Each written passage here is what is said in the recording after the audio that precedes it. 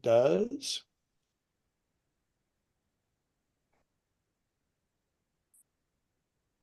And so you guys all know, you can always go to YouTube and look under MacNexus or MacNexus demo.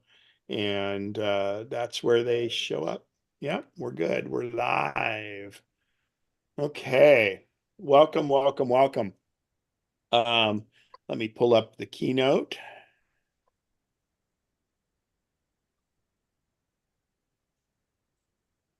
And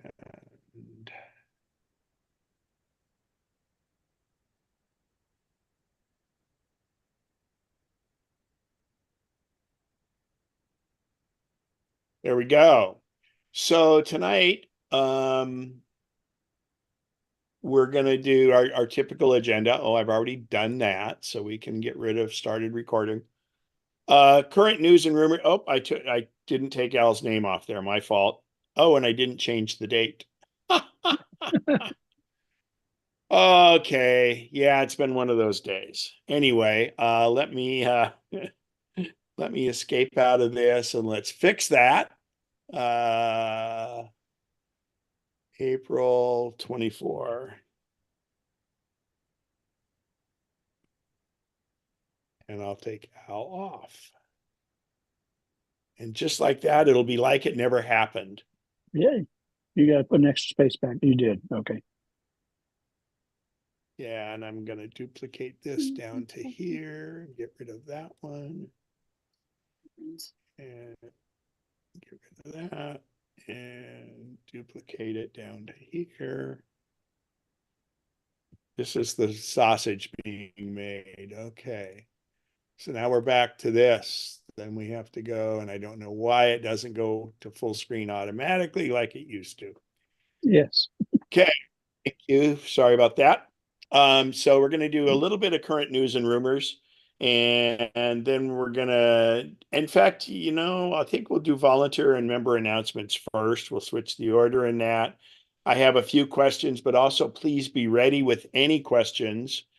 And then I made up a new name tonight, and we're going to talk about iPhoneography, or it should be iPhone-tography, I guess would be the best. Yeah, iPhone-tography. I'll change that later. Tech and Trek. So I'm also going to speak about current tech, a little bit about AI. I know you guys had the great presentation with Pete with AI, but it's really just how it's going to manifest itself in current tech. And then Trek will be, I'll talk not briefly, but I'll show up some photos of the Eclipse trip. I don't have all my Eclipse photos processed yet, but we'll go through a slideshow of iPhone pictures because that's kind of where it is, and we'll do that early on. And that being said, has anybody got any member or volunteer announcements? Feel this would be the time, and you can raise your hand digitally or just unmute yourself and come online, whatever you want. Anybody? Anything? I would like to thank our volunteers that run this place. Bob White's here, and we see Randy. He's on the board, and Lisa's here, our very competent treasurer. I don't see Mary. Is she not here tonight? I don't see her yet either. I'm going to send her a text, or I may have to. No problem. And Bob Ress, our very competent secretary, is here. And Roy Chastain is on board here. He's one of our board members. Oh, and the vice president, brother from a different mother, Thomas Spencer, is on. So kind of got the whole group going here. Great. Let's see here. All right. So nobody at other announcements. So what I'm going to do here is I'm going to kind of go through news. Oh, we're going to do a little bit of housekeeping. I did this the last time we met, and I can't reiterate enough. Get away. You're still going to have it, but get a different email address if you're depending on Yahoo, AT&T, or sbcglobal.net. Trust me, it is broken. It was originally bought by Verizon. It's been bought by a private equity group. I worked with a client over the span of 2 days, 5 hours trying to get their email resolved. And all we did is their email was working on their phones as much as SBC Global email works. And it worked on their old computer, and we migrated to a new computer, the new 24-inch iMac, to replace their old iMac. And it would not let us get authorized mail. We had to go through a thing where they'll reset it in 24 hours and all this. And, you know, I'm usually pretty competent on this stuff, and I've done it a lot. And it was amazing. We spent 3 hours one day, and then 3 days later, we spent 2 hours. And when you think about, I mean, the time for us, the time suck that it was. But then secondly, think of them as a company where they're giving this free email away, and they're having to have their tech support people over 5 hours support one person with something that's broken. And it was not their fault that it was broken. It's just the way the way it's come. It's just really, really, absolutely, I'm sorry, it sucks. And it has for about 3 years. So much so that out here at Lincoln Hills, this Apple user group, we will not, we finally laid the thing down and saying, look, if you don't change, or if you don't acquire another email address, we will not support ATT, Yahoo, or SBC Global. So, and it's not because we didn't want to, it's because it was monopolizing all the tech support time. So anyway, enough of that. Now, interesting, and I just, 30 minutes ago, got this in my email. And I want to point out on the left-hand side, and I knew my I knew my Costco membership had expired recently, but I got this email, and it looks very official. But when I go, in fact, let me get my cursor here. When I go up here and I click on this is the email address it is sent from. So you immediately know that it's not from Costco. If I hover over this report spam link, it does something else. If you do extend for free, it does something else. And part of the reason that I brought this up was because I got this email and I knew what to spot. But if I'd have clicked on any of those links, it would have been trying to get my information. And my awareness was heightened to this because a very similar one to this, and I should have had her send it to me. I have a friend that got an email saying that their iCloud storage was full. And it looked very much like this, but to me, it just didn't look right. So I immediately, when I did a Zoom with her really quick, and I went up on the top, and sure enough, it was from from a weird email address. And then we looked into the different links. Well, she thought that's weird because she had the 200 gigabyte plan already, and it said, so it had her go in and had her put her credit card number in. She put her credit card number in, her street address, her real name, and her phone number, and her zip code. And she put her credit card number in, and then it came back and said, the charge of $1.05 could not go through. It's been declined by your card. And that threw her off. She's going like, what the heck? No way. Well, I went through and I put in when I was helping her with it, I went through and did a dummy name, and sure enough, it goes through. But the only purpose of that is they're either going to get a bunch of $1.05 charges, or they're what I call farmers, and they're harvesting the credit card. And now her credit card number will be out in the ether, and it will have been compromised, and it will be used in lots of places. So never ever click on these links in these emails. When I saw that one, I knew that it was wrong, and I immediately went to her iCloud account and saw that she had 200 gigs of storage and she wasn't low on space. But these are all what's called phishing with a PH, and they're very successful, and they look really good. And even if you went to report spam, it would probably do it. So just please be extra vigilant and extra careful. Obviously, if you give your credit card number to somebody you, you're not, unless it's a business credit card, they have to stand behind it and they'll take care of it. But what a hassle too. So just be really careful if you know, it iCloud would have been such small membership years ago that they would have sent that out and nobody would have clicked on it. But now almost everybody has an iCloud account. So Roy, you have a question. Go ahead. Yeah, this thing says the meeting's being live streamed, but I don't see that it's being recorded. And what you just gave is great information, and people who aren't here tonight could use that. So, good question. When we're live streaming to YouTube, it is actually recording it also.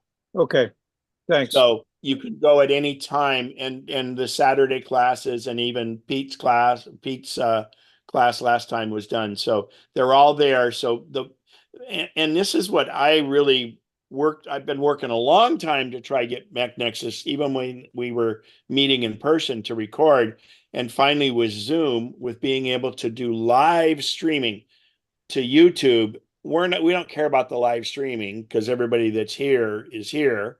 And you could, let's say we ran out of space. We had over 100 people in here. They could then go to YouTube and listen to it live, but they can't interact. So, but it does record it and it's completely unedited and it's up there.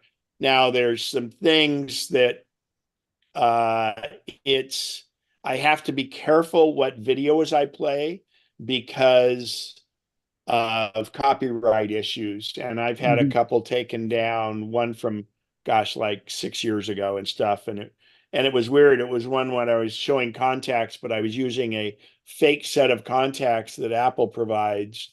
And they said, well, you can't have personal information on there. So anyway, it's the algorithm on YouTube is tough. But anyway, thanks for bringing that up, and that's fine. All right, we're going to get into the news and rumors things, and this actually just kind of came down the pike here recently. On May 7th at 7:30 p.m. IST, International Standard Time. Wow, that's new. Somebody Google IST. Anyway, I think it's a typo because all the announcements been saying 7:30 Pacific yes. time.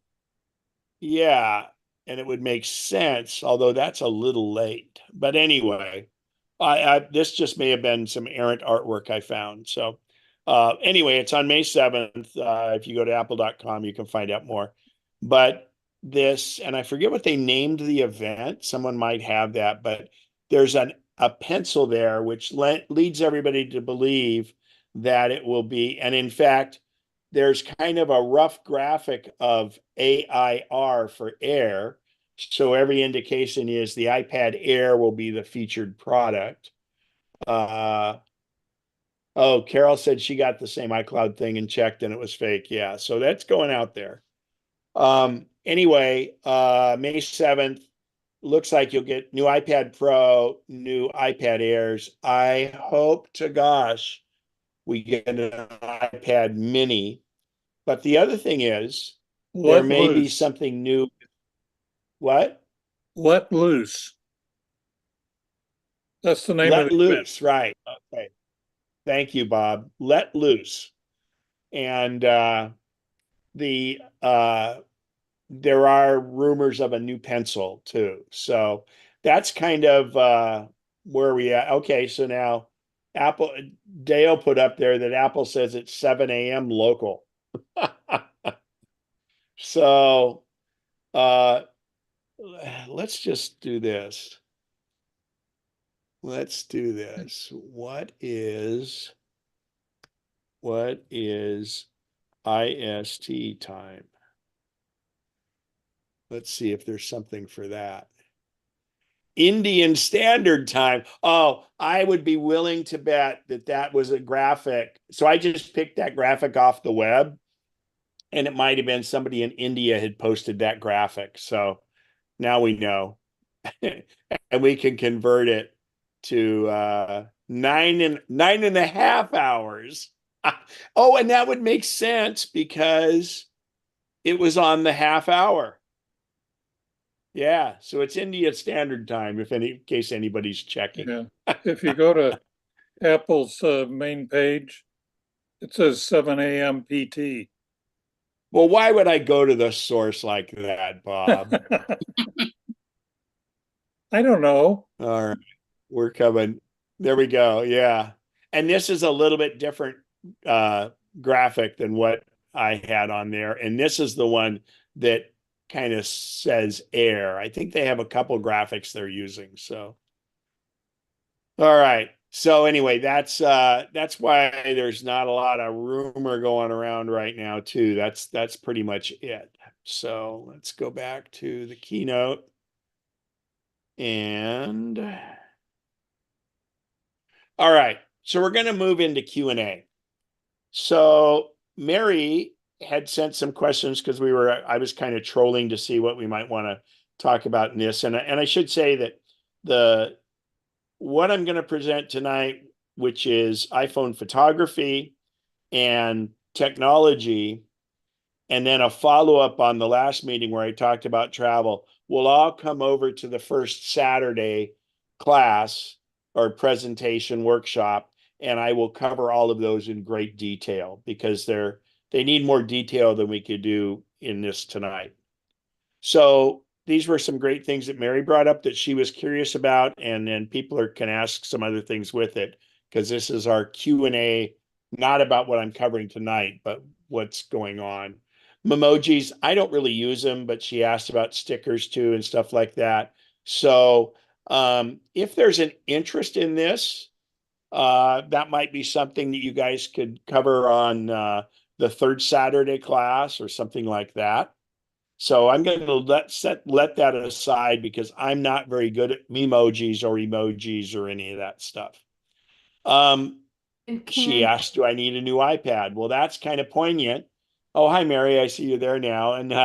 And yes, Mary, you should go buy one now so that the new ones will come out on May 7th. So Well, that's what I wanted, one of the things I wanted to know. But just on the emojis, to backtrack a little, we discussed it just a titch on the third Saturday, but I will try to do a little research before the next third Saturday on that. If anybody, and then I will give people then an option on whether or not they want to hear about them. But I think good. it's pretty good on them anyway. Thank you. So her next one was about the Apple Pencil, and we kind of hit on that. But and are the cheap ones okay? Do you mean the non-Apple ones? Is what you're asking there? Well, you kind of get what you pay for, and there are non-Apple good ones, and there are non-Apple bad ones. What the deal is one thing that Apple has been very successful with, and the better pencils have it.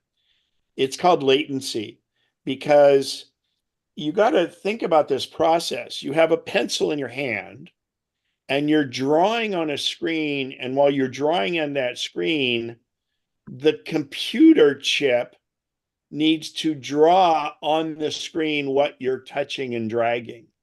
And latency, that was the beauty of when the pencil came out. The chip was strong enough and quick enough that there was very little latency. And of course, as we improve the chips in these things, the latency will be even less. And it really is good because latency would make it just way too cumbersome. The way I would think about that is think about drawing a line and then a half second later that line shows up. That'd be really hard if you were trying to do little nuances and things. There are some things that happen with the pencils that I don't use, but what you can do with the pencils is you can have the angle that you're holding it at can adjust your stroke length and thing. There are some rumors that the new pencil coming out may do some other different things where you touch it and hold it, you touch the outside and it may change colors, it may do some different things. So I would hold off on all of that until the event on May 7th. Go ahead with your question, Mary. Yeah, just a couple, we talked about this again, and I was thinking I use it mostly as a stylus, and I just hate the rubber, the silicone tip styluses. But as a result, I ordered some from Amazon that Richard looked up, and I will just say that they couldn't eat, I have to return it because you couldn't even charge it. The cord wouldn't even fit in the the insertable place on the pen. It was so cheap. So just be Yeah. cautious, everybody. So And I and just thought please, I'd when you throw get a that chance, rub that into Richard, okay? Of We, course. Yeah. I'm just kidding. Um, so that's the other thing. So like for instance, let's look at an iPad and keyboards for iPads. There's keyboards out there you can get for an iPad, or um you can pay for the Apple one that's very good, and there's some other good ones, but the keyboard needs its own battery. So if you get the Apple one or some of the other better ones, they actually use the iPad's battery to charge the keyboard battery or run the keyboard. So, it's little things like that because all we need is another thing to charge. For instance, the Apple Pencil and some of the copies use the little three magnets that are on the iPad, and you clip them to that, and that charges the iPad, the pencil. And so that's really good. The original one had a lightning port on it. I still have one of those where you kind of you could plug it into the bottom of the iPad and it would charge it, or you could use a lightning cable. And that was a little cumbersome, but that was the first version of it. So yeah, I would just wait until the 7th. I got a feeling there's some other stuff coming out. So um But before you leave so that, this is the kind of Ken, interesting one. Mary's, go ahead. I was gonna Go say, ahead, Mary. before you leave the pencil, do you think then if there's a new pencil, will it work with the old iPads? We never know. So when Okay. you say old iPad, now remember there's two versions of the pencil out now, Yeah. and they only work on specific iPads. Okay. True. So the original pencil didn't have quite the capabilities. The Pencil 2 has more capabilities, and it also won't roll off a table. That was a big problem with the original pencil, is it was perfectly round and it would just roll and go. So you know what? Who knows? It's Okay. what, a week, a little almost 2 weeks away. I would just wait and see. And it may not work on old legacy iPads, but on newer ones. And part of that would not be that they want to preclude people with older iPads. It could be the chip wouldn't be be fast enough to support the features comfortably that the new pencil might offer. So that's why they kind of do that sometimes. So Bob White, well, anyone's been a member of Costco for you knows that they never offer free renewal. Yeah, that's true. Yeah, because that's a funny thing about Costco is they actually they break even on the products they sell. So in retail, typically you do what's called a 40% margin or a 33% markup. And Costco works on they don't sell anything where they make more than 14% on it, except Kirkland signature stuff is 15%, where other retailers are selling at 30. They make their money actually off the memberships. So, all right. Important to change out older cables to Cat 6. I mean, that's a pretty interesting question. So, Cat, C-A-T, means category. So we used to go, most of the Ethernet, and this would be Ethernet cables. Ethernet cables are those ones that have like a big phone connector on them. They're called a RJ45. And that that cable, it's kind of interesting because there's electrons flowing down it. if you ever remember old telephones, sometimes you could hear other people talking on your phone, just kind of, just barely, and that was called crosstalk. And that had to do with the wires, with the electrons going across, and they would bleed over to the other wire. So these things are built in what's called twisted pairs. So a category 5 or 6 cable has 8 wires, but they're in 4 pairs. So each pair is twisted amongst itself. And the twisting, it's just like like ponytail twisting, when you braid somebody's hair, keeps it from crosstalking. And they can either be solid or they can be stranded wires in there. Cat 5 was pretty good and is still good for most instances. Cat 5e, with a capital E after it, is a little bit faster and has better throughput. And then Cat 6 is even better and newer. But it's one of those things, if you were in an office environment where people were transferring big files back and forth a lot, that makes a huge difference. If we're talking about your internet, I would say that if you were on 1 gigabyte service from Xfinity or something like that, so if you're over like 400 megabits with your speed, a Cat 5 wouldn't probably work. A Cat 5e would probably be okay because it can transmit enough data that it won't slow it down, because you're only as good as your weakest link. And Cat 6 would be a little faster, but when you talk about changing out the cables, not necessarily, unless you have really fast internet, or but in your network, you're transferring a lot of large files. So, and the cables are not expensive. So if you're worried, just go ahead and get a Cat 6. And the colors on the cables don't mean anything. It used to be orange was a crossover cable, but that's kind of gone by the wayside. But the color of the cable is just so you can delineate them when you go to look, hey, what is this cable hooked to and stuff. So does that answer your question for you, Mary? And that's actually a very good question. Yeah, Okay, I think I just had some old cables running around and it's like, should I bother upgrading them or not? So, Well, yeah. if you have them laying around and not being used, I would No, I say meant no, because they're in use, yeah. Thanks, Ken. and by the way, everybody, if you look at any Ethernet cable or virtually any cable you have, there is information printed on the jacket of that cable. And believe it or not, that's sprayed on with an inkjet printer, I believe. It used to be. But anyway, you can read it and you're just going to look for CAT and it'll be a 5, a 5E, or a 6. And I would say that 5 is fine. 5E's been around a long time.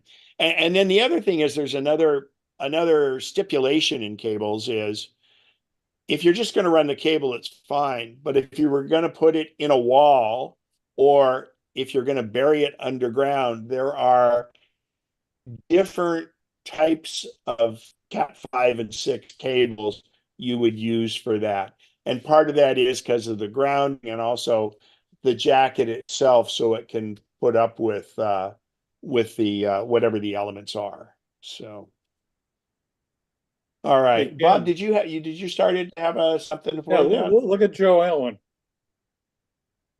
I think she's driving her car. Well, her car might be driving her, Or might that true too? which we'll talk about later, but I don't have the full gallery up, so I can see her. All right. Hobby apps and related computer related equipment in addition to photography. For me, it might be quilting or sewing. Yeah, so gosh, the saying is there's an app for that. And there is. And the App Store is pretty good for searching, but it's not that great. So what I do is I go out and I'll Google what's the best app for. In fact, I recently did one because I have one of my stargazing apps has some Milky Way, but I wanted to see if there was a better app for Milky Way. So I did some research on that and just looked at it and stuff. Bird watching. Oh my gosh. Bird watching, the phone is phenomenal. There are two that I know of, and there might be more, but they are, and I'm not a bird watcher, but I've used these and they're fantastic. One is by Cornell, and I can't remember if it's called Merlin, if I'm not mistaken, but it's free and it's from Cornell University. And then the other one, oh, and why does the name escape me right now? It's Peterson. Sibley's. Peterson, is that it? What? Sibley's. I don't know that one. Oh, that's a good Are one. you a birder, Randy? Elaine more than me, but yeah, we have the bird feeders out. We went to Grass Valley, saw the hummingbirds. So yeah, Sibley's is a good one. And your Merlin one, that's a great one. Yeah, and there's one other one that's, I think it's Peterson. I'll look that up. Do they take a lot of space on the phone? No, yeah, it is Peterson, and then you do it by birds. Merlin, I got that right. Merlin is the Merlin Bird Ideas by Cornell. So the beauty of that is birds are very regional, and birds all have different songs. So the apps using augmented reality, you could, if you think you're in an area, first of all, you narrow it down to your area, because obviously there's a certain bird that won't, if the bird isn't in your area, it's not going to show up and you're not going to see it. So it lets you narrow it down, and then you can do types and things like that. But you can also, they'll play their song. There are apps now that let you listen to the song and it'll identify the bird. So just little things like that. I mean, quilting and sewing, I mean, you could probably print patterns and things like that. Dance routines, there's so many videos out there and that kind of stuff. Yeah, I think it's, everybody should be able to find what they want in the app store, and you just have to kind of look at it. And actually for dance routines and things like that, a lot of that would be videos, and so it could be YouTube and not necessarily an app. But yeah. And that being said, don't forget, for whatever you're looking for, there's probably a podcast, both a video or just an audio podcast of stuff that you're interested in. And you can go down that rabbit hole and just do anything. So great question on that. I will address some of the photography apps when I start talking about iPhone photography, because there are very useful ones there. And I'll demonstrate them on the Saturday class. Any new health app features? The health app has quietly gotten, do more. It'll go out and get your health records if you want it to, and things like that. The big thing that, well, of course, let's talk first about, because you can't talk about the health app without really talking about the Apple Watch, because it has become the input for the health app in tremendous way. Just around the first of the year, Apple had to stop selling Apple Watches that have the pulse oxygen sensor in them. And the pulse oxygen is where you get your O2 saturation, the little thing that they put on the finger when you're at your doctor, and it tells you what your saturation of oxygen level is. And Apple was found to be infringing on the major maker of those, the ones that go over the finger, and using, so somehow, and it's not been settled yet. So if you, and the Apple Watch, not including the SE, if I'm not mistaken, but every Apple Watch since the Series 6 to present has built in a sensor that can read your blood like those little things do. They shine a big light in through your fingernail, believe it or not, and go down and do your finger. But the Apple Watch will do it. But as long as you purchase the watch before the first of this year, it will continue to work. Apple is precluded from being able to sell any new watches. It still has the sensor in it, but they can't make it active. So what that means is if this ever gets settled, then Apple can make that so it can turn those back on. So be cognizant of that. If the blood oxygen sensor means anything to you, don't purchase a new Apple Watch. Now, I have a friend, a guy that I ski with, he's kind of going through some weird medical stuff right now, and he asked about that. He had an old Apple Watch, and we went. Obviously, at Apple, it says that it's not included on there, but we went to the Apple store in Amazon, and in the big headlines, it said oxygen meter. So he has ordered it, and when he gets it, we're going to see if it works, and if not, he's going to return it because he has an older one that doesn't have the sensor on it. So the newer one it'll have the sensor, but it may not be active. So there may be, think about that before you upgrade your watch. And if you have upgraded your watch and you still have your old one around, it may be more valuable if it has the oxygen sensor because they can't sell them right now.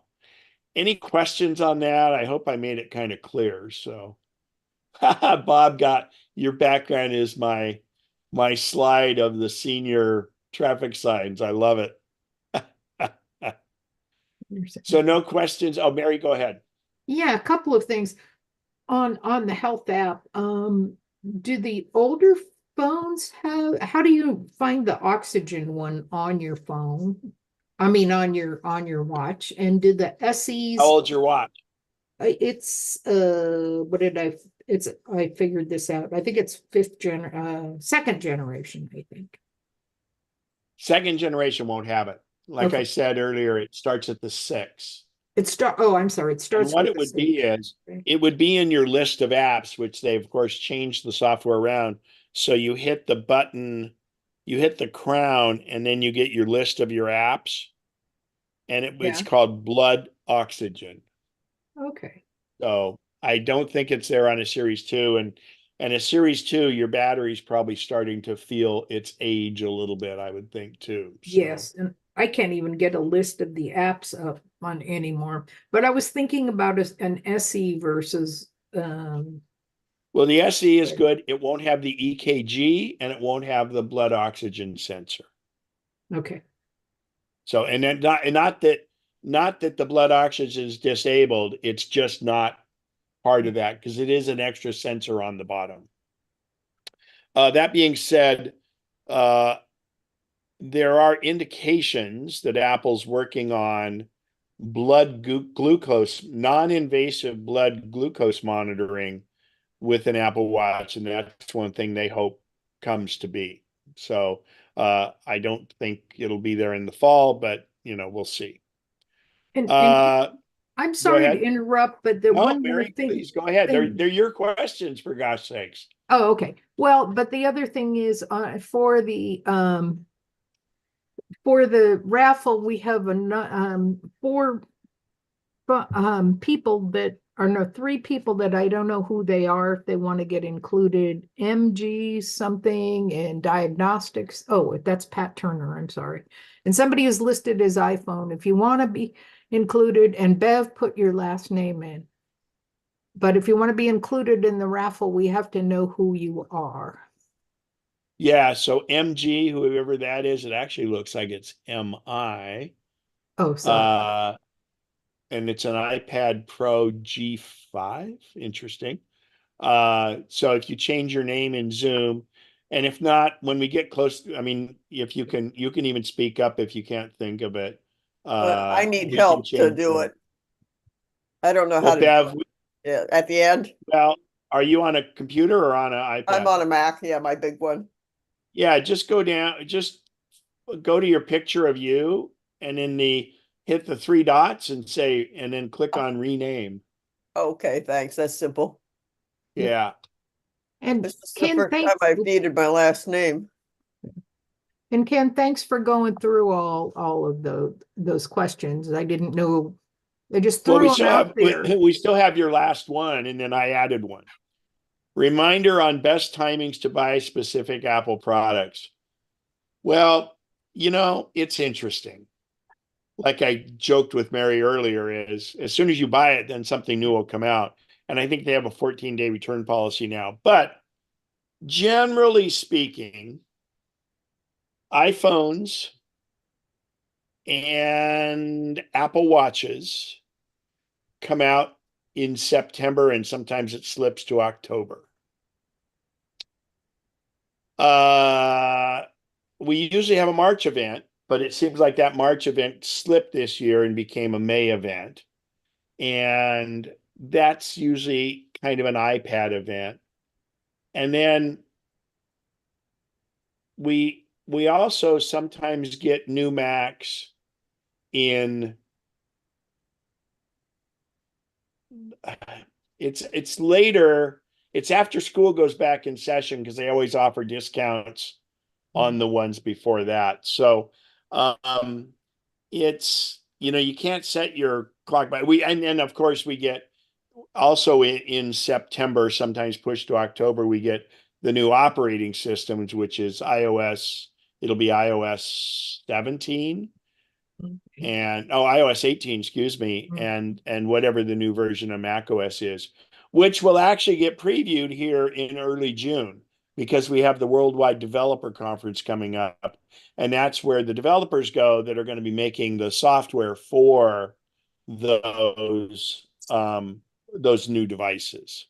So the best timing, the best thing to do is get it when you need it.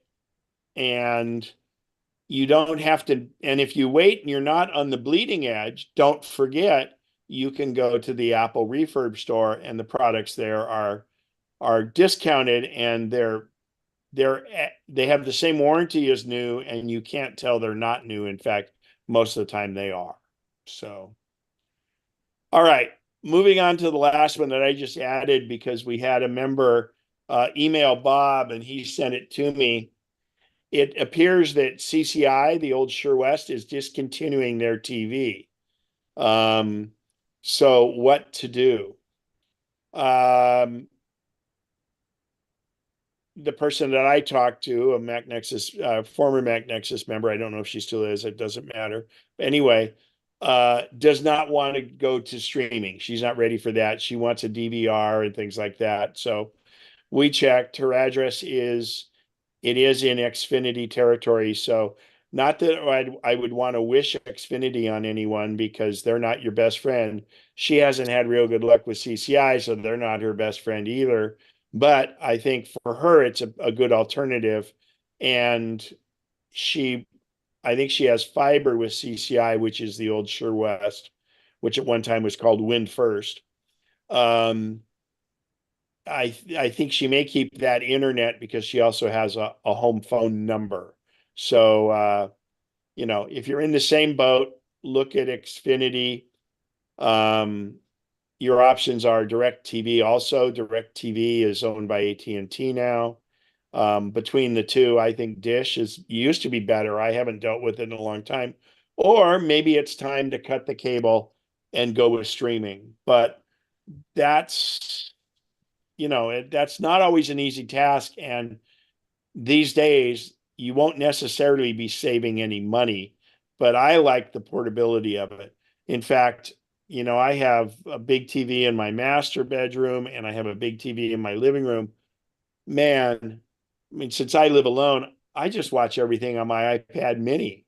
And that's as big a screen as I want to have it because I can move it closer to my face. So, and by the way, if you're on Xfinity or CCI, you can stream on those devices too. That's included.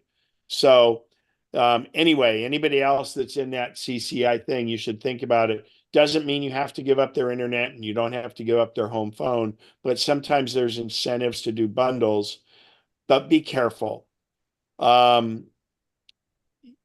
some of them have 2-year commitments and things are changing all the time. So be careful of contracts. And then more importantly, if they're giving you a special introductory price, the most important thing is what's that price going to be after 6 months, a year, or after 2 years? So anyway, any questions on the CCI thing? They were bought by, okay, go ahead, Mary. I'm full of them tonight. Just Good. a reminder, like, I'm on Comcast, and when we started, we used that email. And a lot of times when you sign up with somebody, they want you to use your email. And then I feel hesitant to leave Comcast because I've got all the email stuff. So I wish I would have gone to started using Gmail right at the beginning. It's just a cautionary tale, I guess, if you're looking into it.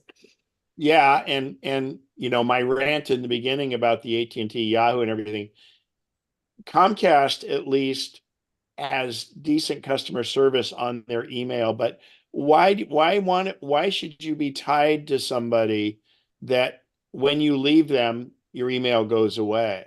So And it's with actually, all this changing. I mean, I think it's so important to be a free agent. You can use Apple iCloud Mail. You can get very yeah. secure Proton Mail, which you pay for, or you can get Gmail, which is very good. So, Well, that raises another question, really, at least for me, and I hope this is interesting to other people, but I have multiple TVs and I'm tied to Comcast because I have their some of their equipment. And I don't know if I decided to just go streaming, if I can still use the equipment and all of those things, or if you well, change and you're providers. paying handsomely for that equipment. Yes, I do. You don't need that equipment.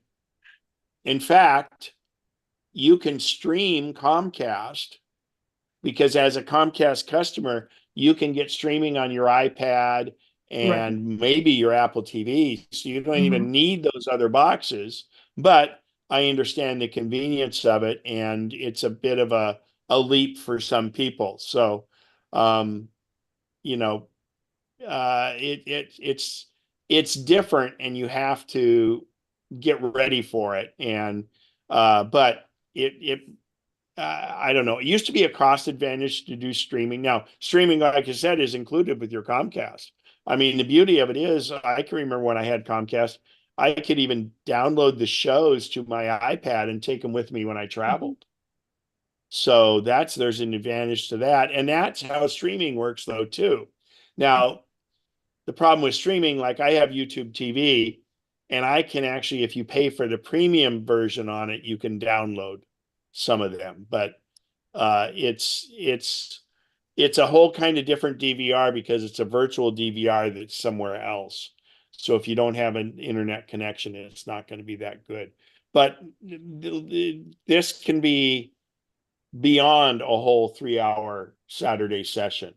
But I was just wanting to alert people to this, and everybody's different. I recommend completely, if you want to find out if streaming will work for you, go to clark.com, which is my favorite guy, Clark Howard, clark.com, and he has a big staff behind him, and they constantly are updating the streaming services. And what you do is you go through and look at what you need and what you want, and then you see what if and what streaming services would work for you. And I highly recommend that.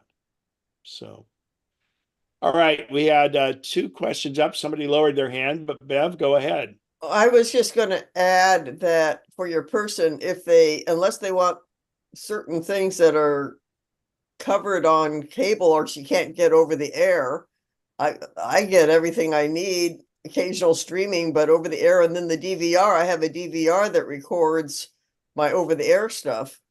Well, but that would be too technical for the person that I was dealing with. So, okay. And sometimes it's just path of least resistance. So, all right. And did someone else have a question and they withdrew it? They were afraid. All right. So I will move Well, on. mine was about the the watch, but it was a different issue than you were talking about. What was that? Well, this is Roy. My watch went dim and said it was some sort of a time saver or battery saver. Right. And I kept playing with it and cleared out. So Was your battery low? no, I was 45%. And how old is your watch? December, just before the Oh, okay. the Well, yeah. notice. So the newer watches have this thing where when you turn your wrist up, it lightens the dial, but then it goes back to kind of less of a dial, less light, but you can still see it. And it's, it's all about battery management on that. So there's some settings you can do. So Okay, because it was driving me nuts. yeah. Darian, go right ahead.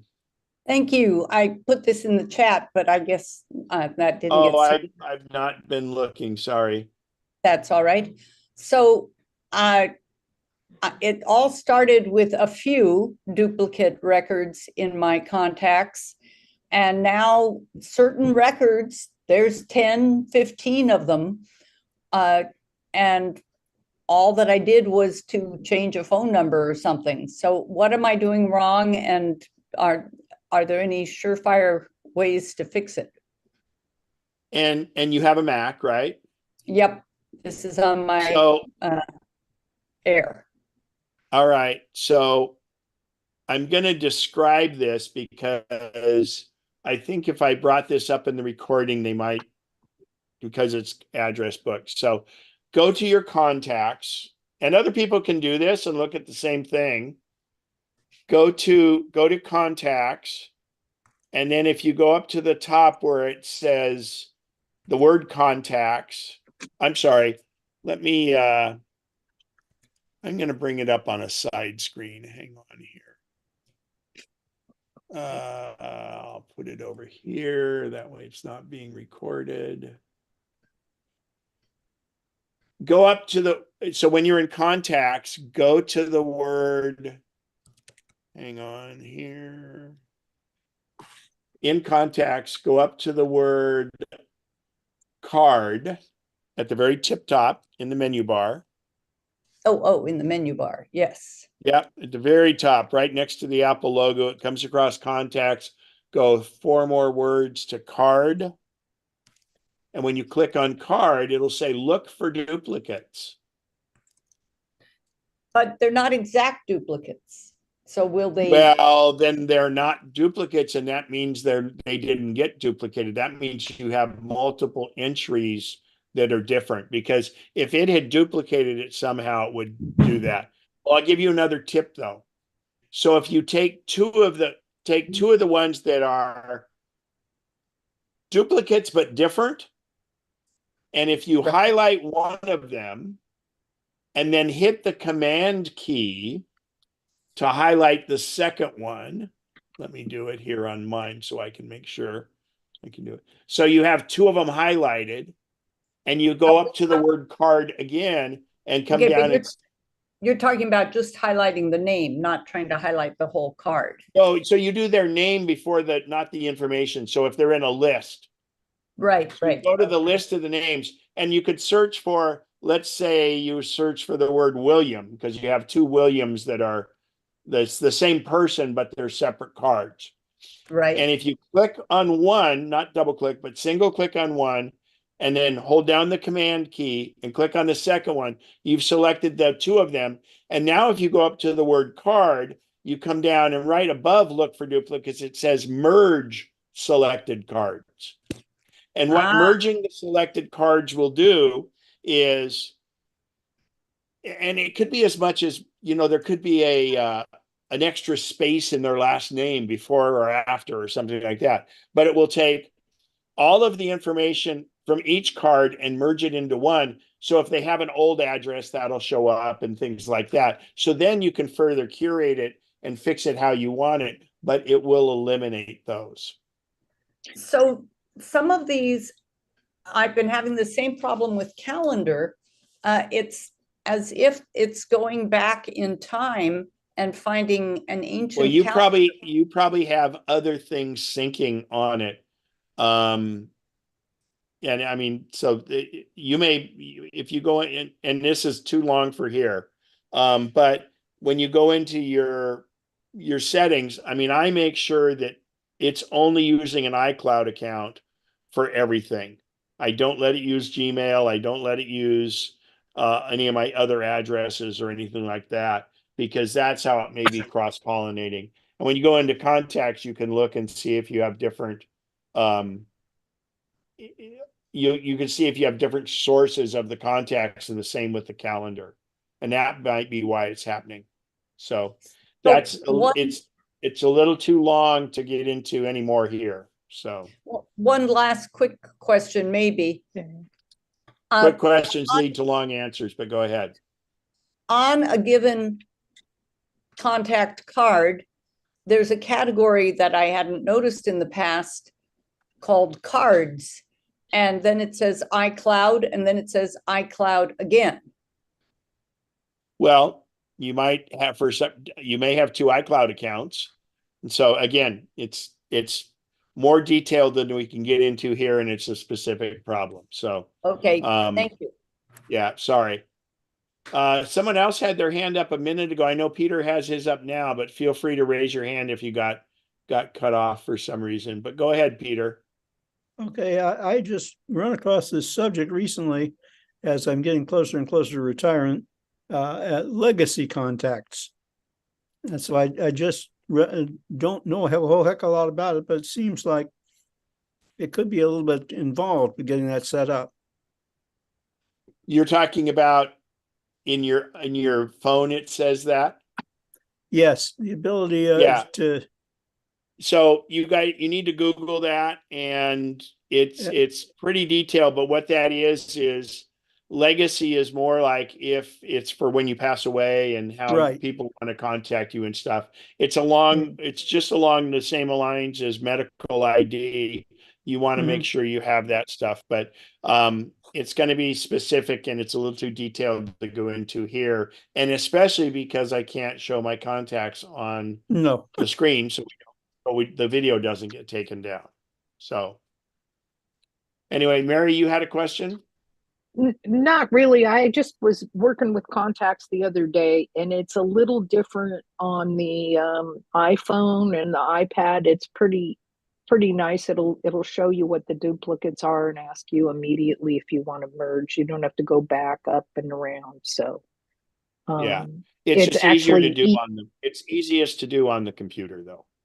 Yeah. Well, if you want to see them, yeah. If you don't want to see them, you can just it was very easy on the iPad. That's all. Right. And and on the computer, I always recommend before you do any of these big purges, you go up to File and come down to Export and say Export as Contacts Archive, and save that file, and it'll have the date on it. So you do one before you do the big purge, and then you come up and do it again afterwards, but change the name, because otherwise it'll just overwrite the one you just did. And they take up very little room, because they're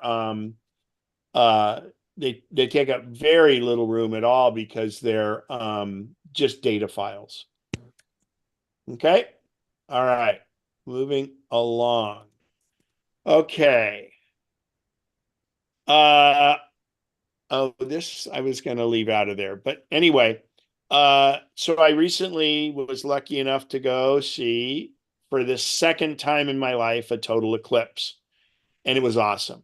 And I showed you guys this before.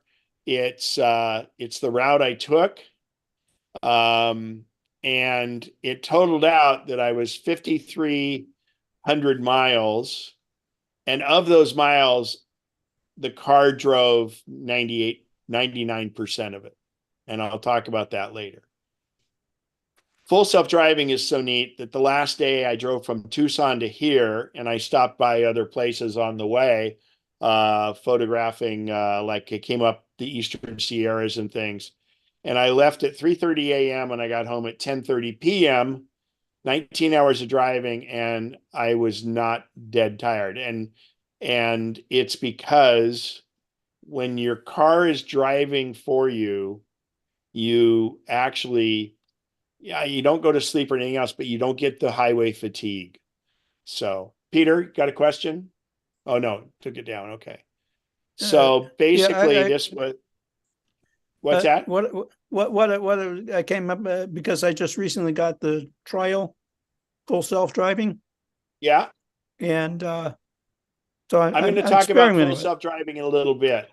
So we Yeah. can hold it till then if you don't mind. Okay. So anyway, this was just my cute little thing to do. I went Death Valley for a few days and then picked up my friend in Tucson. We drove down all the way to Texas, and then we headed back. We went down to in Texas, we went down to Big Bend National Park. Oh, and by the way, I got to visit the Tesla factory Are in we supposed to be Austin. seeing your screen? Are you not seeing my screen? No, You're not seeing my keynote. no. We're seeing your I- route. Yeah, we see the Yes. route. Yeah. Yeah. Bob's not, though. I'm seeing it. Yeah. Everybody else is. Sorry, Bob. Up at the top bar says Ken Spencer's screen, which means I'm looking at your screen. Correct? Well, and everybody else is too. You may have to, But what I'm seeing I don't is know why. what I'm seeing is the gallery. Well, you shouldn't. You might have to move the gallery aside or something. So your gallery is taken over. Anyway, see what you can do, but other people are seeing it. Okay. I can't fix it on my end. Sorry. No. I've had that in the past and hit the different options for viewing, and you'll probably come back. Yeah. And unfortunately, I'm having to go through this. So let's just do this back to here. Okay. So now I'm going to go back to play, view full screen. So, oh, come on. There we go. So I was lucky enough, and this is a low resolution photo. I haven't done much with this photo yet, but I was lucky enough. Oh, so it was really weird. You know me, I have a lot of apps and a lot of tools. And so the day before the eclipse, I had driven, I tried 3 different places that were within 150 miles because it looked like it was going to be cloudy. And we're west of San Antonio and west of Austin. And I had these 3 spots picked out, and I said, man, I don't know. So we found this one that we really wanted to use because it was a perfect spot. It was exactly on the line of totality. And there were 6 outhouses that they had brought to put there. So I'm thinking, what better things than for spending all day? And it's things like that. So I got up at 3:30 in the morning and checked. I have an app called Open Snow I use for ski reports and things, and it predicted cloud cover. And I checked the 3 spots, and at 3:30 I made the call to do the one that I preferred. Obviously, there was a little bit of bias there, but it looked like it was going to be the best, but it still looked like clouds were going to be a problem. So we left the hotel at 4 a.m. We arrived there it's an hour away. We arrived at 5 and expecting that it was going to be crowded because this was the perfect spot, right? Well, the next person showed up at 6. And oh, by the way, the eclipse is at it starts at like 12:30 in the afternoon. So then the third person, or this third person showed up at 7, and then a few people showed up. It never got really crowded because this little area was a new housing district, and it didn't show up on any maps, except it showed up. I was checking the road nearby, a rural road that was where I had originally looked, but it had the only turnouts it had were entrances to farms. And I thought, man, that's going to be an issue because I like to get off the regular road because it just becomes such a mess because there were, huge amounts of people. So not Google Maps, not Apple Maps, but on my Tesla screen, I'm coming back off this road the day before when I'm checking it out, and it shows that there's a road right here and I can cut over. The other thing I was really planning for is to be able to get out of there, because if you're on rural roads and there's tens of thousands of people, it can really back up. So, and I remembered that from the eclipse in 2017 when I went. I remember crossing over a freeway in Twin Falls, Idaho, that was 200 miles from Salt Lake City, I think it was. And the traffic on the freeway was stopped bumper to bumper. And those were the people going back to Salt Lake City. So anyway, I wanted to make sure I had a good exit, and we found this place, and it was great. So anyway, we get a little drizzle in the morning. We've got some clear spots, and then the clouds come in more and more, and it was not looking good. But when it's all said and done, there was a little bit of high cloudiness, which kind of made it so the pictures aren't super sharp. And I'll have more of those when I do the Saturday class. But the regular cloudiness kind of came and went, and it made it more interesting, actually, because if you have a perfectly clear sky, the eclipse is kind of boring. So about half of the time during the eclipse, on and off. So we could get all stages of the eclipse, but you'd get some clouds coming over. And when you have the solar filters on your cameras or you're wearing the solar glasses, when it's cloudy, you don't see anything. And so it's really, because it's blocking so much light because of that. But anyway, I was lucky to get this during the total eclipse. And the picture on the left, the right one is just a blown up version of it. But the one on the left is, you can see, and it's weird how they're almost in four corners. There's no reason it should be that way. But these are what we used to call solar flares. And what they're called is solar prominence. And it's the sun's plasma that's shooting out. Now, this shows you, and what's really amazing about this, last October, we had what's called an annular eclipse. And I went out to the middle of Nevada, and it was the same thing. I had a bunch of cloudiness, but it came through and it went very well. But there was a bright ring around the sun more than this with the annular eclipse, because it's really weird how it works out. But the moon is almost the perfect distance from Earth to completely block the sun, but without blocking it too much. So the annular eclipse is where the moon is actually closer to us last October. So it showed more of the sun's ring. So you couldn't get as much of this prominence being prevalent. The total eclipse of the sun, which won't visit North America until 2044 again, is where the moon is far enough out that the only thing you see around the sides is the corona. And I have some other photos that are a little bit better with the corona, but I'm sure you guys saw a bunch of that stuff where the corona is more profound.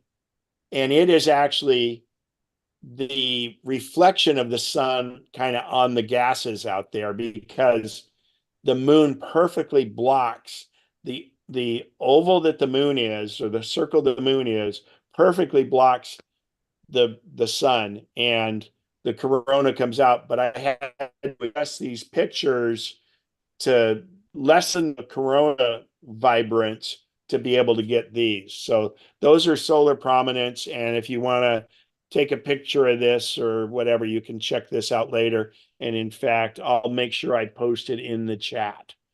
So that's solar prominence. We were really lucky, and it was pretty cool. So now let's see here. I'm going to go, since we're talking about photos, I'm going to take and show you. And sound is down good. So these are recent ones. These were from, the first one was Yosemite from just a month ago. And this is as I'm going on this is sunrise in Death Valley. So this is on my way down to pick up Ken in Houston. And over here, you see this, that's water. And that's a dry lake bed that only this year has had water in it.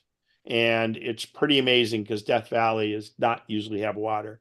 But this was sunrise. I got up early and I just was very happy that I was able to get this.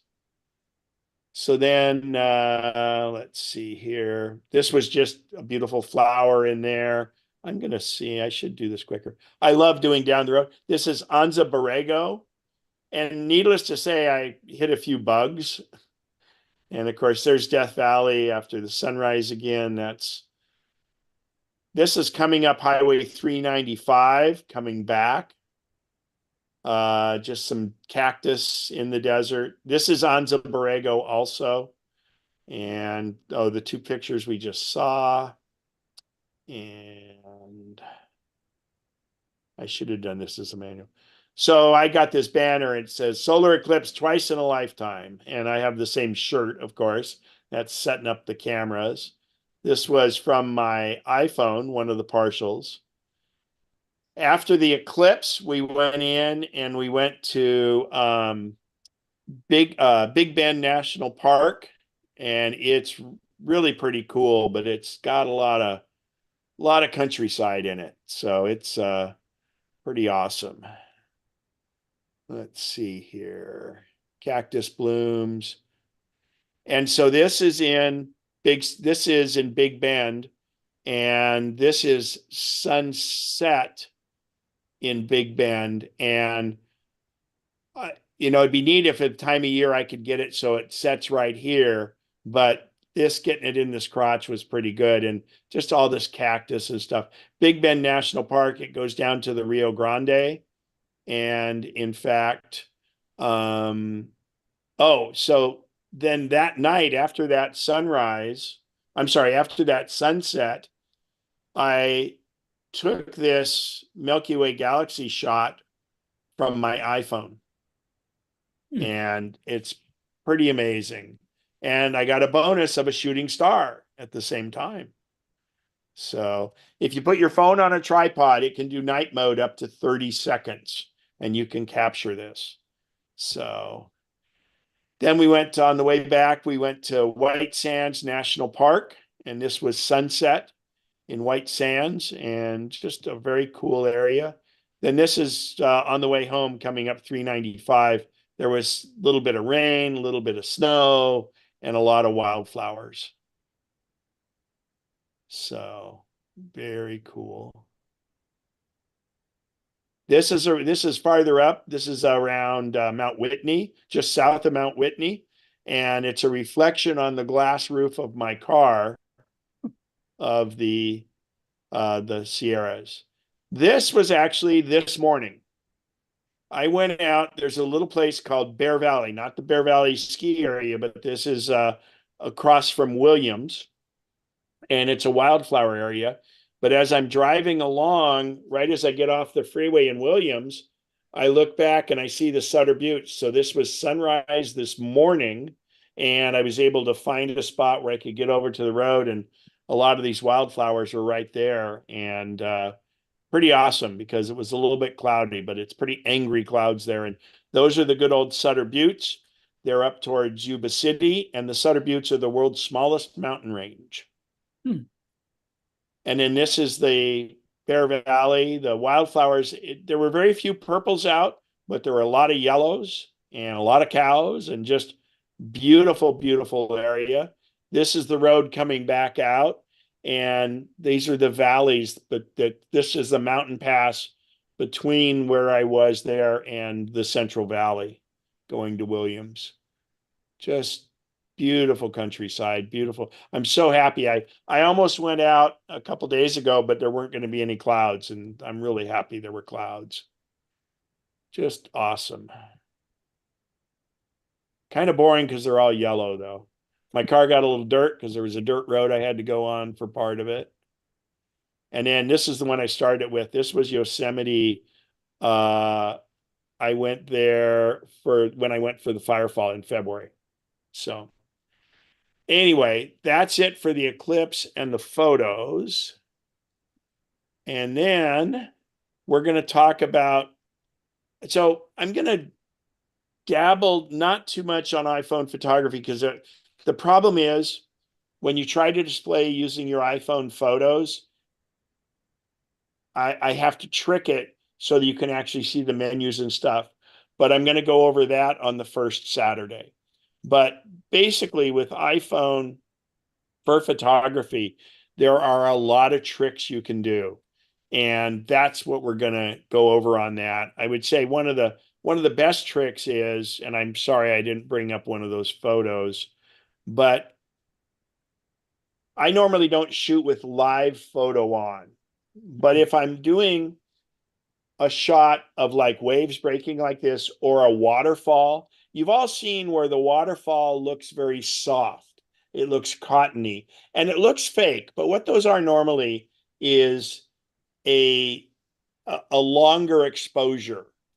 And the longer exposure softens that, and it really does a good job. And also, it can make, if you have a lake or a pond that has, or a creek that's pretty flat, but you need to flatten it out more, you can do a long exposure. And how you do a long exposure is you take the live photo, and then in editing after the fact, you can tap long exposure, and it will take the entire almost 1 second photo that the live photo takes and makes it a single photo, but it softens everything.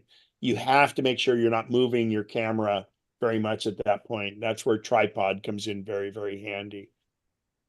The other thing I do a lot, and this is very effective, is when you're looking at the phone, you tap the screen and it does AE for automatic exposure and AF for autofocus.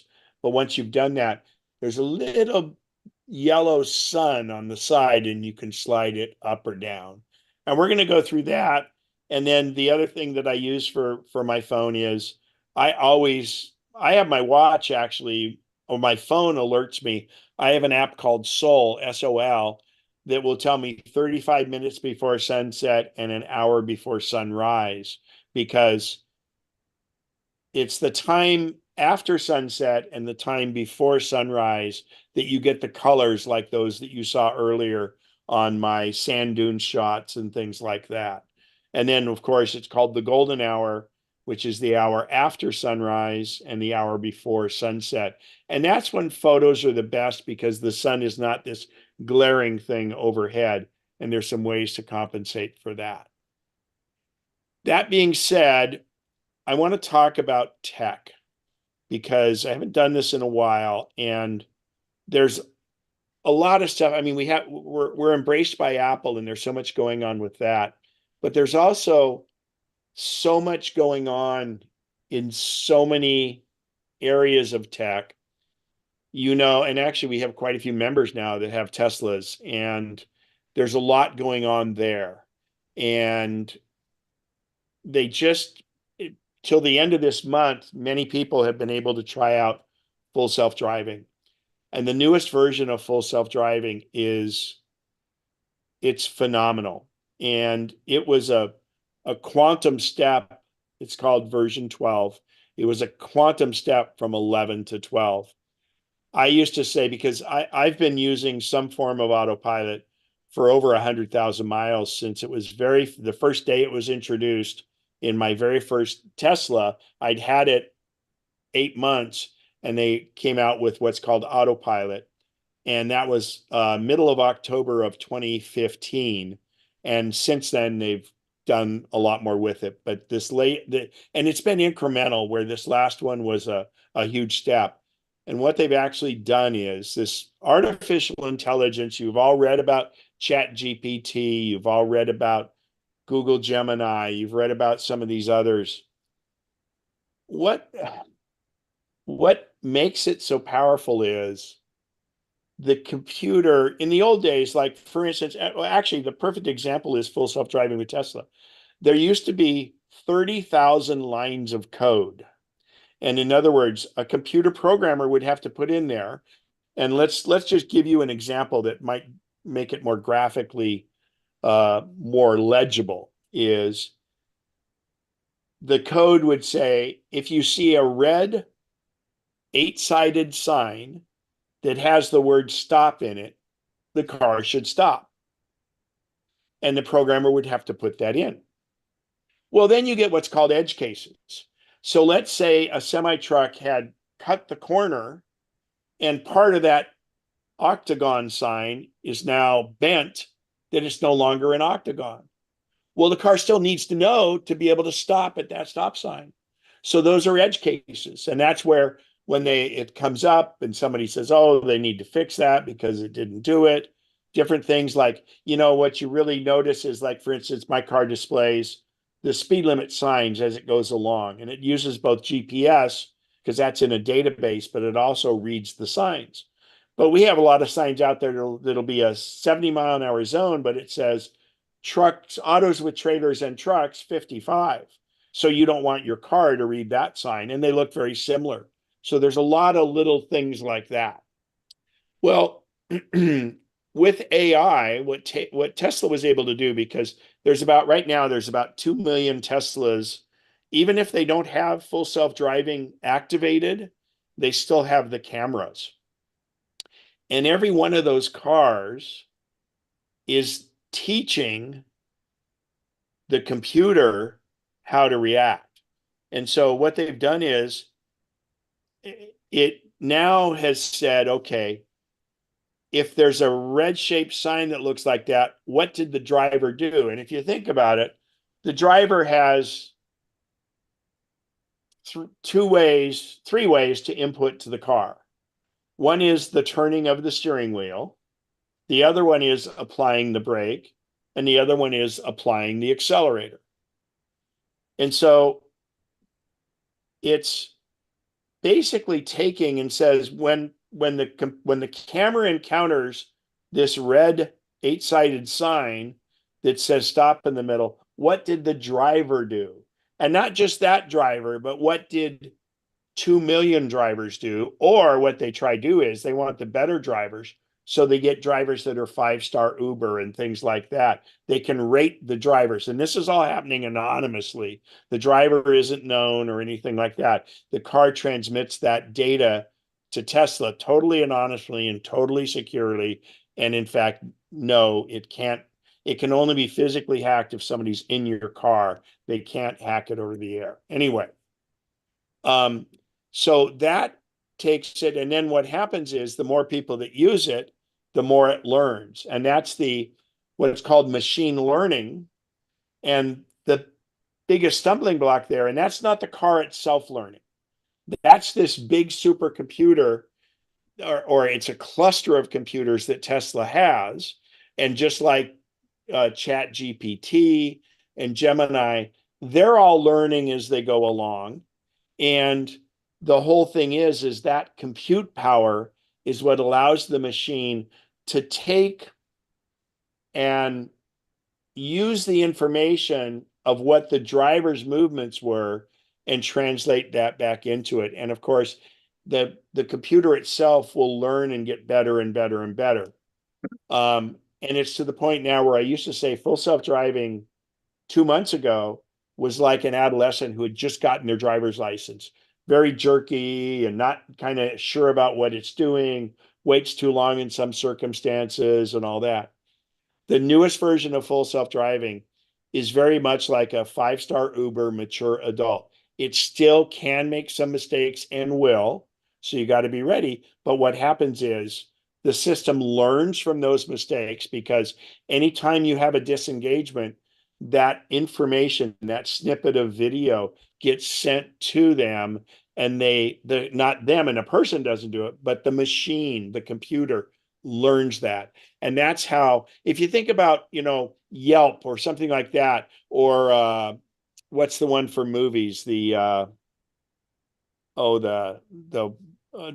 popcorn thing, how they rate it. I forget what that's called. Anyway, Rotten it's Tomatoes. crowdsourced. What's that? Oh, Rotten Tomatoes. Rotten Tomatoes. Yeah. So that's people in Yelp, you're giving reviews. So that's what's called crowdsourcing. And that's a human to human thing. But what happens is with this, it gives that feedback. It's crowdsourcing all the cars and all the drivers all the time. And then it's able to finite do this. And we're so close now that Tesla finally did a free trial of it for people. And at the same time, they dropped the price on full self-driving.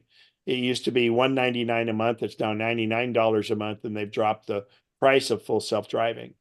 Well, what this is all leading to is it's kind of how Uber was very revolutionary. In the future, it'll be Uber without a driver, and Tesla has chosen to call it robotaxi. And the robotaxi will be an autonomous car that comes and gets you and takes you where you tell it to go. Now, that's already been done in certain areas in San Francisco and Scottsdale and things like that. And what I've got to tell you, the difference is those vehicles that are doing autonomous, the Google Waymo car and stuff like that, they're very good, but they're in limited areas because what they do is they hyper map that area. So that information is stored in the car and it's very, very hyper mapped. Tesla full self-driving doesn't matter where it is because it's using 8 cameras to do the same thing our 2 eyes do. Those self-driving cars, the Waymos and all those others, are $200,000 cars because they have LiDAR, they have all this other stuff. And Tesla is doing it with very inexpensive cameras that see just like our eyes do. And so it's been a little slower road to get there. But the big deal is it doesn't matter where it is. Yes, there's mapping in the car, but the map does not help with the only thing it helps with navigation. It helps with navigation, but not driving. The car is still driving by what it sees. Because what happens if you come up on a construction zone that just happened last night, or they've made a lane change because of something, or you have a car in front of you that's pulled over on the side, letting people out and they're double parked, things like that. So that's where this is light years ahead of the other stuff. And, there's still some warts on it, but it's amazing. I used it almost that entire trip. There were very few instances when I didn't, and I'll give you an example at the very end. But I had less than 20 times in 5,300 miles that I had to disengage because of a mistake it was about to make. Now, many times I disengaged because it's maybe a little too tentative on a turn or I can hit the accelerator, but there were only less than 20 critical disengagements in all those miles. And that's pretty amazing. And I'll tell you where it stood out was I came home 395 and came home Highway 50. Well, years ago when I was young, I used to ski. I'd go up every Saturday and every Sunday morning to ski patrol at Sierra Ski Ranch. And Highway 50 is tough because you have oncoming cars and it's at night and it's dark and the roads are shiny from the rain or the snow and you can't see the road. And especially this time of year because they haven't repainted the lines. So I'm struggling. It's 9 o'clock at night. I'm coming down 50. I'm not tired, so that wasn't a factor. But it's really tough seeing the road because it's just, man, and I know that road really well, thank goodness. And of course, on the screen, it shows you where the bends are and everything. But it was still very challenging. And as challenging it was for me, it's as challenging for the other driver coming up the other way. So while I didn't use self-driving in the beginning, I realized that I should probably use it. And I'm its backup where usually I'm its backup. And I engaged full self-driving in a situation that was very challenging for me. And it was absolutely right on. And it helped me immensely because I was there in case and I was ready to hit the brake. I was ready for all of that. But it made it much more navigable than it was just with my eyes. And that blew me away because it didn't used to be that way. The other thing it does now is, and in fact, a lot of the YouTubers that go, and you can go watch any of these YouTube videos about it,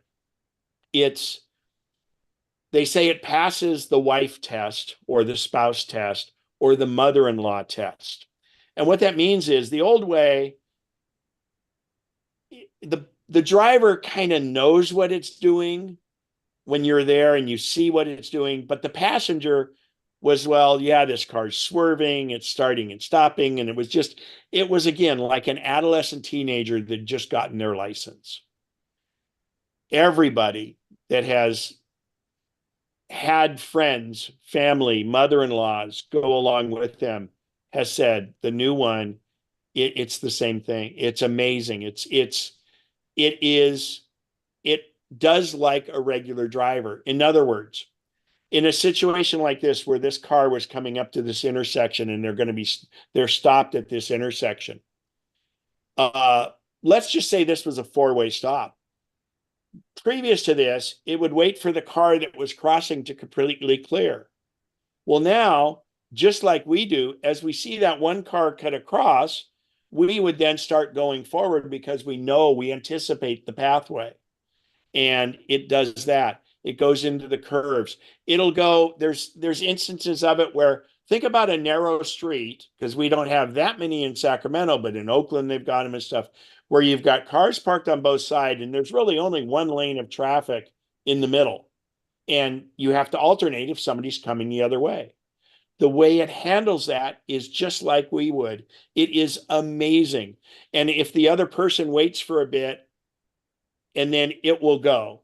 It won't always be so tentative. In other words, a perfect example is there's the rule about the stop sign. Who's there first gets it. Otherwise, it's the car on the right if you get there at the same time. And the problem is with computers is that's the rule. Well, the problem is if the other person isn't going to go, the computer's going to say, don't go. Well, now the computer will kind of analyze it, and it goes by, well, what would a 5-star Uber driver do? And it is just absolutely amazing. And the other amazing thing is the statistics right now currently is when people have autopilot engaged, the likelihood of getting in an accident is 5 times less than the average driver. Now, Elon Musk said years and years ago, he said, people won't really accept it until it's been shown that it's 10 times safer than a regular driver. Because if there's a little fender bender, you'll hear about it. But what they base it on is accidents over how many million miles, like basically. So they've taken that, and again, there's people using self-driving, they're getting almost 2 million miles a day of engagement on it right now. So, and it's all charted if there's an accident, whether it was self-driving or whatever. And there's been some fender benders, there've been some curb things, there's been no fatalities and no major accidents with full self-driving in the newest form that's been out, and there have a lot more people on it. There have been some incidents in the past, and to be honest, all of those are where the computer didn't do what it was supposed to do, but the driver was not awake and aware. And if you think about it, regular cruise control in a car, old time cruise control, if you engage that and then you started reading a book or something else, that car's just going to keep going and do whatever it's going to do, right? Well, full self-driving can do that, and they found that it's usually driver distraction or driver complacency. But since they've done this new version 12 that's been out for 6 months now, there have been no major accidents and obviously no fatalities. So, which is when you take that same amount of miles driven and equate it to just the normal cars driving, again, I think it's between 4 and 5 times less likely to get in an accident. So that's and then the other thing is the reason the regulators haven't really stepped in very much is because when you look at the accident statistics, if everyone was using self-driving, there would be less accidents. And that's, you only hear about the accidents that happen, but you don't hear about the ones that don't happen. And I'll give you another thing where the media really blows this totally out of proportion, and it has nothing to do with self-driving. But in defense of Tesla, you hear about if a Tesla catches fire, and it's super rare. In fact, you are 11 times more likely to have a car catch fire if you're in a gas car versus a Tesla. And that's statistically proven because NHTSA, the National Highway Traffic Safety Administration, charts every single car fire there is. And when they chart it, they get all this information. And it's proven statistically that you are 11 times less likely to get in a fire in a Tesla than any other car. And that's based on miles driven on those cars. It's a prorated thing. It's not just because there's so few Teslas. What it's saying is over that time.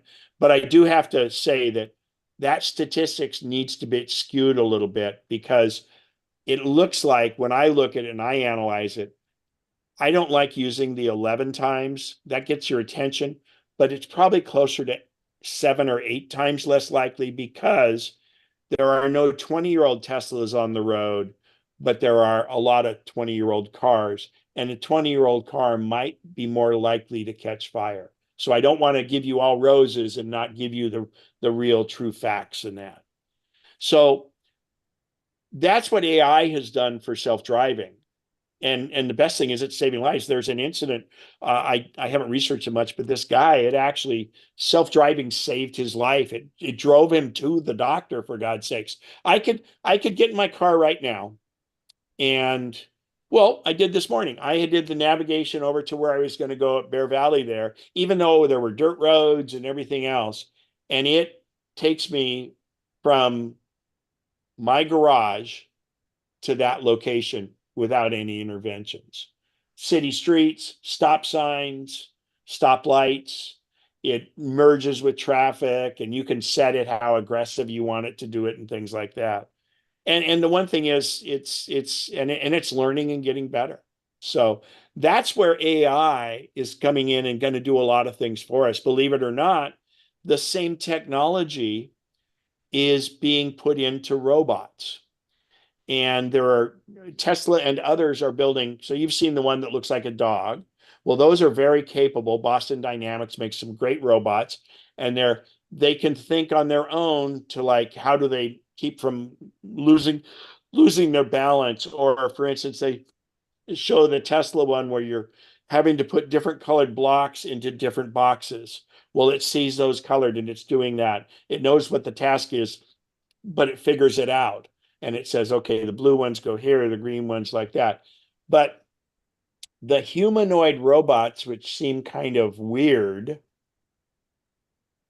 will be the best beneficiaries of this learning that the machine learning can do. Because by making the robot be just like the human, the robot can do whatever a human does. Because the robot has eyes, and it even has eyes in the back of its head. But in fact, it will look, it can do everything we do. The tactile feedback, the whole thing now is they've got them so they can lift up an egg without breaking it and things like that. So the best part is let's say you want to have a robot become let's say there's a dangerous work environment in a steel mill or something like that, where, it's just dangerous for humans, a chemical plant, things like that. Whatever a human can do, these humanoid type robots could do it, but they learn from the people that already do it. So in other words, it's like those things where you used to see they put dots on things to do 3D rendering of what people are doing, gymnastics and things like that. The AI computer can learn what this person does in their job, and then the robot can repeat that. But then as it goes along, the computer, the big central computer, not the one in the robot, can learn how to do things more efficiently or better or even faster. And that's the thing, is the robot can, they've been using robotic surgery for a long time. Hip replacements are a great example. The surgeon with a drill bit, they're not always that accurate. So they went up with robotics on these, where the robot drills a perfect hole every time. And that's a real, stuff like that. And that's been out for 25 years. So it's a bit scary. It's a bit daunting, but it's the state of tech and what's happening. And speaking of AI, I have to say that the biggest news will probably come up for us as Apple people in the Worldwide Developer Conference, because the new version of iOS, and I'm sure the Mac OS, certain phones will offer AI, and Siri will finally Well, Siri's gotten pretty bad lately. And Siri was a good example. There were programmers that had to program in how to answer, or Siri would just go out and say, here, search the internet for this. With AI, and Apple with its privacy is going to keep it inside the phone. And because the chip in the phone is so powerful, that AI will be able to do things like you'll be able to ask it a question like find a hotel room in South Lake Tahoe under $200 on a certain date. And then you would say after that, oh, and I also want one within walking distance of state line or things like that. So that has huge potential and the leverage of that. And if we look at this beyond that, I recently just did a presentation to our low vision group out here. People without sight, AI can help dramatically because if you're, let's take the Apple Vision, the Pro Vision Pro goggles, which have cameras in it. So the cameras can see, just like the car, turn right here, do like this. And the car doesn't worry, it looks out for other cars. So if you could equip a blind person with navigation and quote full self-driving, they could maneuver sidewalks. They could also see whether cars are there or not and encounter that. And the last thing is they could also drive. Well, they wouldn't drive the car would drive them. And that's pretty profound.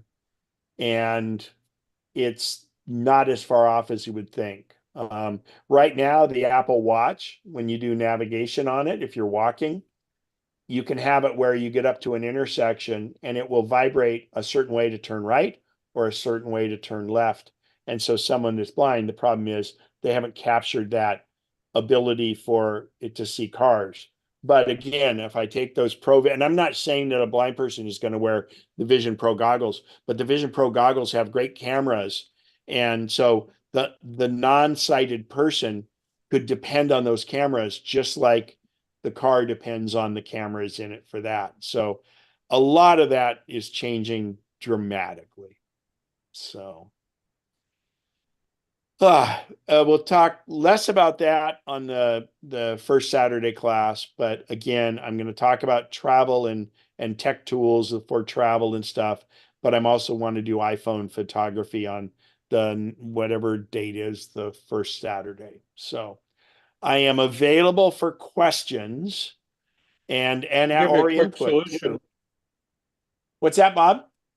Quick solution, problem I had earlier. Yeah. You're talking about the change to the interface. If you look up top, where your upper left, where your three standard red, yellow, and green buttons are, when I was looking at your screen, there's a downward pointing caret. Right. You can switch between seeing the gallery and seeing your share screen. Oh, that's interesting. Yeah. So now everybody knows. Yeah. Oh, Joellen, your little bat is cute. Thank you. That's the California state bat. It's a Cool. pallid bat. You remember in Yosemite when I was a young kid, there were always bats around and we'd be by the campfire and stuff. And if you threw a rock up, the bats would dive at it. But then as soon as they sensed that it was falling at the speed of gravity, it knew it wasn't a bug. And so it would just peel away. So Smart. All right. Any other questions before we go into I have a slide that says raffle, but we don't need to bring that up. So, all right. Let me get a piece of paper here. Yeah, this is Don. I had a question about syncing contacts. I still have syncing with Google. I have both Google and Apple. And I'm wondering if there's Yeah. some way to find duplicates, because sometimes it seems to be giving me information when I send email that's not in my contact list. It's got somebody's name wrong. And I think it must be Oh, getting, okay. So, and you're doing it from your Mac. yeah. So there's an added thing that, so you have your contacts, and then in mail, you have your previous recipients. Yeah. So I'll have everybody do this. I'm going to do it on my screen, but I'm not going to have it on the recording. So go to mail and go up to window, the word window, about 6 across, 7 across, and come down to previous recipients. You won't have it on your iPhone there, Charles. It won't work on your iPhone, only on the Mac. Okay. And you can see, did a window come up for you?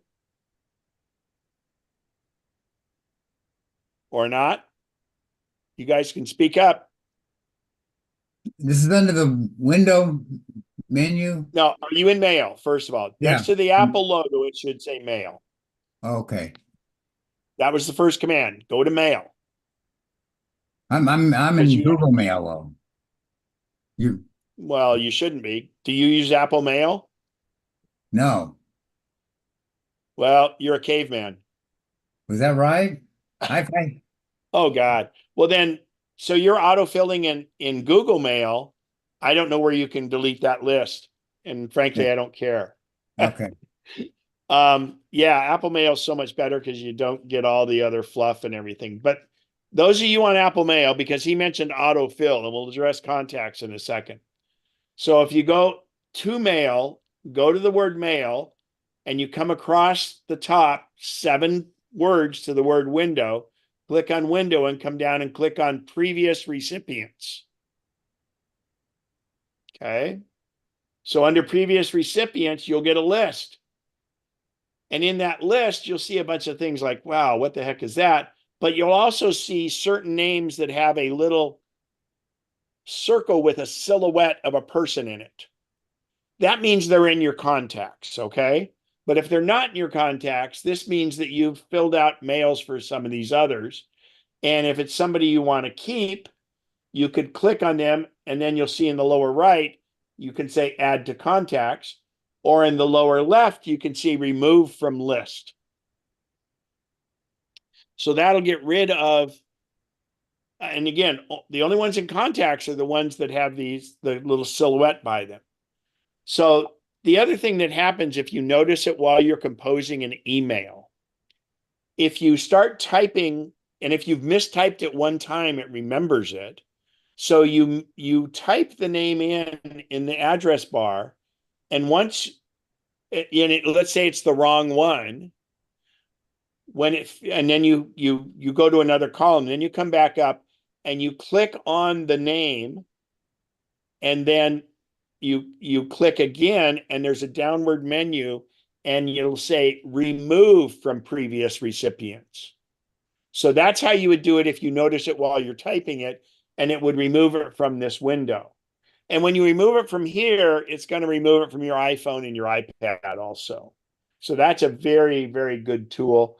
You can go back to my old mail videos, MAIL, and you can see that how I showed how to do that.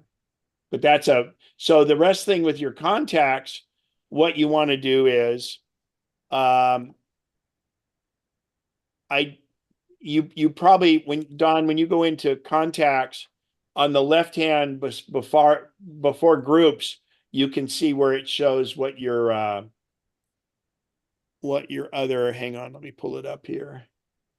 So you can expose on the left hand side your groups, and at the top of each group you should have an iCloud and you should have a Gmail, and then you can see which is in what.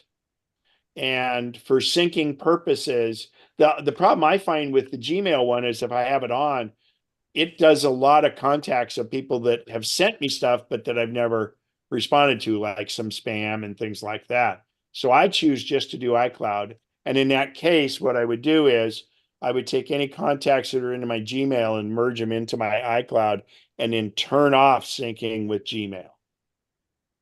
So, but you're Okay, using the Gmail apps, so it's a little different.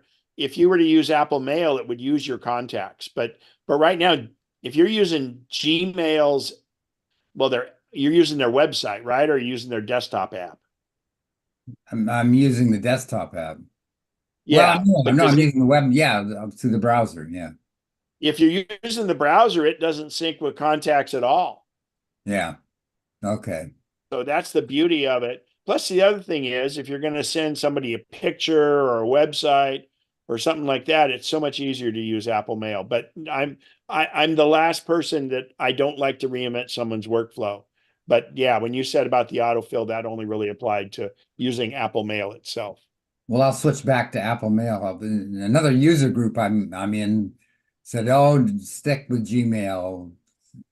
That there were problems with Apple Mail, but I've just tried it, and I'm still, getting my mail. Well, and they can both run concurrently. I mean, they peacefully coexist with one another. So don't knock yourself out with it, but for whatever works, it works, Yeah. Okay. Any other that was a good question. So any other questions? Well, it's raffle time. Mary or Lisa, I need a couple numbers, please.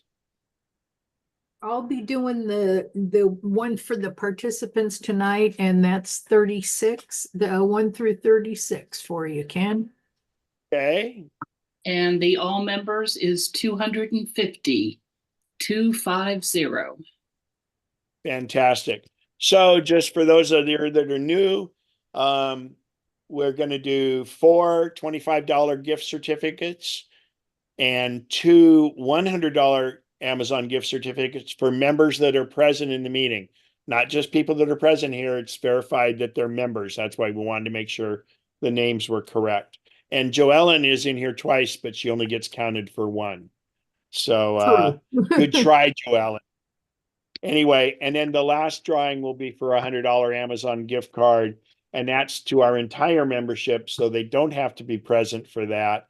And if you win as a member, you can still win, or if you win as a member here tonight, you can also you're eligible for the full membership one, but it will be a different number because it's done from a whole different number set. I've not seen those numbers. Mary has the numbers for the attendees, and Lisa has them for the full membership. If you win a second prize within the membership one, you have to give one of them back, and we will re-raffle it. And as I always say jokingly, is if you get a $25 and then a $100 gift card, it's your choice, but I would recommend you give up the $25 gift card. And anyway, so I have Siri do a random number generator, and that will go ahead and I can see on my screen what it is. So if for some reason I mumble it wrong, it'll say the number, but I'll say, oh, it didn't look like it. And it is inclusive. We've checked that before. So the first drawings will be a 1 through 36. So here we go. Give me a random number between 1 and 36. That would be 5. 5. That would be Carol Becker. Carol Becker, congratulations. All right. Next $25 gift card. Give me a random number between 1 and 36. The answer is 13. 13. That's Indolus, if I'm saying that correctly. She has won before. Yes. If it's a she. Yes. Congratulations. 2 more of the 25s. Give me a random number between 1 and 36. It's 35.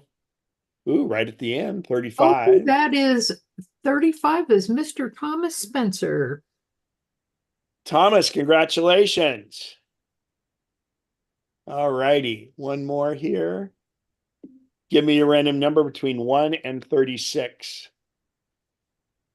It's 12. 12. Alfreda. Hey, congratulations, Alfreda. All right, so now we'll do the two $100 gift cards. Give me a random number between 1 and 36. The answer is 5. We Oh, had that's, 5 already. yeah. So that was Carol Becker. So she's Okay. up in it. So which one are you going to give up, Carol? Tough decision. Pressure's on. Yeah, You're muted. pressure's off. 100, of All right. course. So I'm gonna now give away Carol's $25 gift card in another drawing here. Give me a random number between 1 and 36. It's 0. What? I said 1. Oh no, what's weird? It said between 0 and 100. Yeah. That's weird. I may have hit my keyboard. So that drawing, even if it had come up with a number, would have been wrong. Yeah. So sorry, because it shows on my screen, it says random parenthesis 0 to 100. So, all right, here we go again. Give me a random number between 1 and 36. The answer is 1. And that did go correctly. It said That's it's 1 through 36. Barbara Bedo. Congratulations, Barbara. So that's a $25 gift Thank card. you. You're welcome. And those will be emailed out tonight. So let me do one last $100 before we do the full membership. Give me a random number between 1 and 36. It's 26. 26. That's Pat Turner. Pat Turner, congratulations. So now we're going to do it for our full membership. Give me a random number between 1 and 250. It's 88. And it did do it correctly. 88 is Ken Nichols. Ken Nichols, I don't think is here, but congratulations. And I'm around if anybody wants any questions. You know what I might do is stop the recording and then I can bring up contacts and do what we talked about there and